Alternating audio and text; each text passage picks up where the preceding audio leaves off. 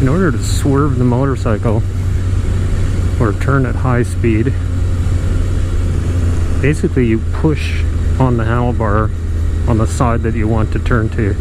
So if I want to turn right, I'm going to push on the right handlebar, and of course you have to counteract that steering to straighten out. Doing this on the road as slow speed in a parking lot is a little difficult to show.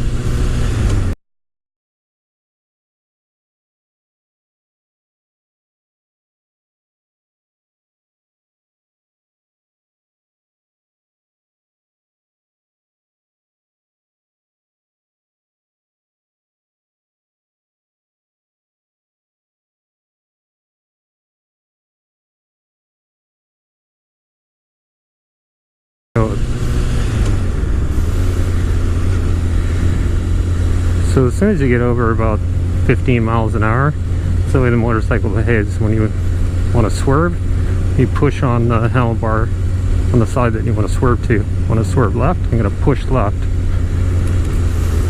And it will actually have a tendency to correct itself, come straight, which is a good thing.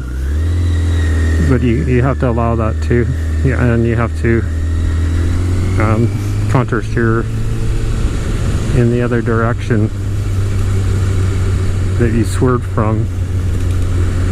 So, you know, if you initiate a swerve, you swerve left and then you swerve the opposite direction, where you know, if you're trying to avoid something in the middle of the road, in the middle of your path, swerve left, push right in order to straighten.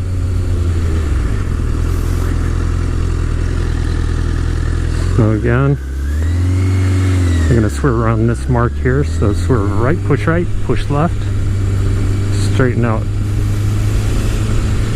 And this is something they'll test you on in the driver's course, of course. When you go to do pylon weave, they'll actually stagger the pylons in a lot of places. And if they do that, it makes it a little more difficult. You want to have preferably a small motorcycle, small displacement motorcycle to do that test on, because it will be much easier for you. But I don't know, to give you an idea of what's required for the swerving, it's not done on a high speed in the test, so you're going to be doing like maybe 15 miles an hour, if that, probably between 10 and 15. And basically the motorcycle will handle a little bit differently. The slow speed handling, you pull on the handlebar at slow speed to go the direction you want to go. So pull right, you'll turn right, pull left, you'll turn left. And to do those slow speed pylon weaves, what you want to do is feather the clutch. So the clutch is kind of going in and out, keeping your speed way down, like this.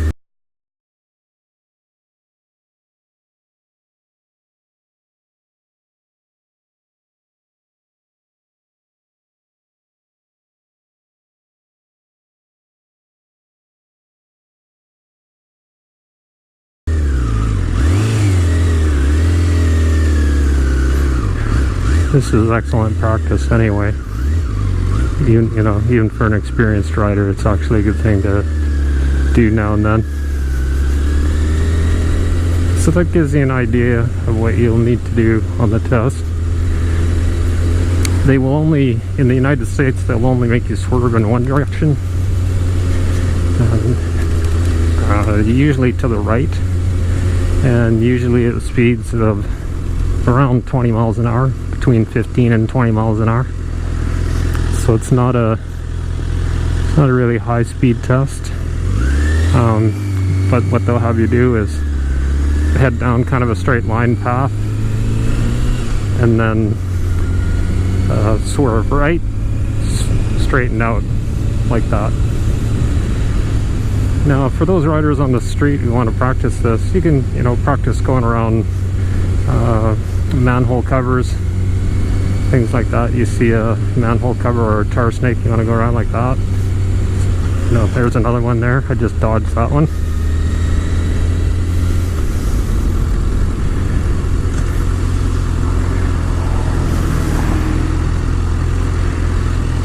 And this applies directly to collision avoidance on the road. That's why they test for it, of course. They want to see that you are able, if the occasion arises that there's an accident ahead of you or a potential accident in your path, that an object, that you can swerve around it and find an open hole. And you should be looking for these open holes as you ride, like as a defensive rider. You want to be able to swerve, and a motorcycle can fit in a very small place, of course, compared to a car. So you can swerve between cars, you can swerve to the right of the car onto a shoulder, or the left of a car onto a shoulder of the road. The faster you're going, the more difficult it is to make the motorcycle swerve sharply. So what the strategy is, what you want to do is brake before swerving if you see a potential object that you're going to collide with. So you brake on the straight line.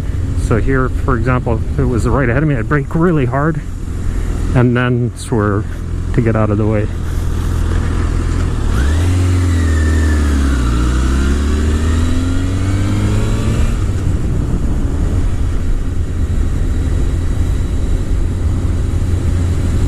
So that's some information on swerving.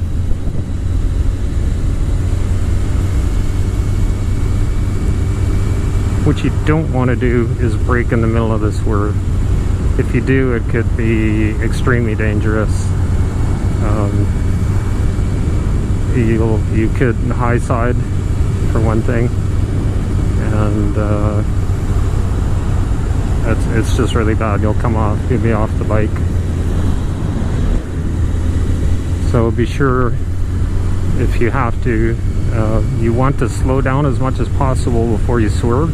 If braking is not possible, just do the swerve and then deal with the braking afterwards. So you either brake before or after, or actually you can brake at both occasions. And you probably will want to, because you may end up on the shoulder and having to re-emerge into the laneway ahead of you or something like that.